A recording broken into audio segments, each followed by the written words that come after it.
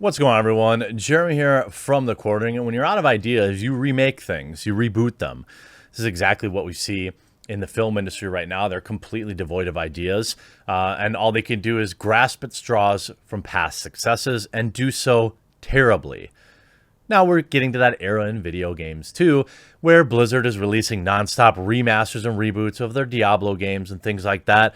And we've got Saints Row getting a woke reboot. Now look, Saints Row has always been a kind of wacky and it's definitely had its kind of how do you say, like, wokish stuff to it. I'm not going to pretend like this was Doom and then suddenly it became, a gender studies video game. But just to give you an example of like a sneak peek, you could see, here's a sneak peek of what the gaming media outrage cycle will be when Saints Row releases. Saints Row gets a gritty reboot in the weird West, but developers promise its irreverent tone will remain. One of the questions raised at the roundtable with the game's developers was that of cultural appropriation. The 6 people made available for interview were all middle-aged white men, creating a game set in a region where a significant proportion of the population is Latinx or Hispanic. Whoever wrote this, again, I've proven time and time again by literally every one of my Latin viewers that I talk to on Twitter or by people, strangers, nobody wants to be called Latinx. Nobody. Except, again, I've talked about this before. All these really are woke, like rich white liberals arguing over what nickname they can give to brown people. That's what it really is. They're purse puppies. Won't anybody think of the Browns as they sip their pumpkin spice latte? Meanwhile, they're, the same people are just out there getting their grind on and working and trying to get ahead out there. They don't really need some, upper middle class white lady with a sweater vest worried about what they are doing. But you saw the original trailer. It's 22,000 downvotes to 16,000. Nobody likes it. Now, these games are, a bit older. There's definitely some cringe voice acting, like, get away from my friends. And, of course, you get the haircut. Why does every, look at that. Is that what, the haircut? You just know what's coming when you see the haircut. Which is why it's depressing to see Gothics have this haircut. I mean, it looks good on her, but she's like the one person on the planet who, you're not like, oh, okay, I see the haircut. I already know. I already know what I'm in for. And you see Saints Row continuing to double down. They're getting angry. I'm very confused as to, what they exactly think here. But they sure are definitely not acting angry. We've created a set of characters that you're going to want to invite in your living room every day. Rebooting. Nobody likes these. I mean, it's just cringe. And then you go, where's this? Saints Row Reboot. Saints Row Reboot faces backlash. Volition won't back down and doesn't want the tone of past games. Volition has been dealing with the backlash of the reveal of Saints Row Reboot, including not having the tone of past games and not backing down. As previously reported, by the way, this is via Niche Gamer. Players from their own criminal empire from the scratch of Santo Leso, taking on other gangs to become self-made, take down Los Panteros, the Idols, the Marshal in their quest to take over the city. The new trailer was shared today detailing Santo Leso, the new Saints gangs, and some of the things the players can do therein. You can find that below. Reception of the game has been polarizing, especially the main characters. Criticisms have been levied on social media include how the characters look too young and akin to the characters from a mainstream TV show or a Disney Channel teens. Others compared it to tween Grand Theft Auto or 4 LGBT woke liberals arts college students majoring in art and English. Soon after the trailer's debut, the game's official Twitter clarified that players could create their own character. Nonetheless, the official trailer is currently sitting at a like-to-dislike ratio of 16,000 to 21,000. Some comments also object to the characters looking like woke hipsters and preferring the older games. The first two Saints Row games were somewhat realistic, with street gang looking to build a full-blown empire through some outrageous quests.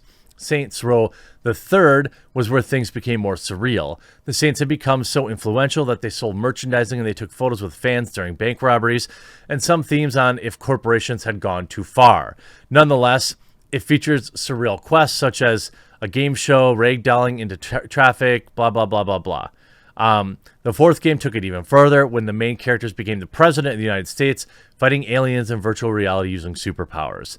As such, there were concerns the reboot would not feature a believable criminal main cast that the first two games, or become as wild and weird as the last two. This may explain why Chief Creative Officer and Studio Development Director Jim Boone insisted that the game feature of a new city and characters, it would still feature the criminality and over-the-top tone we're known for.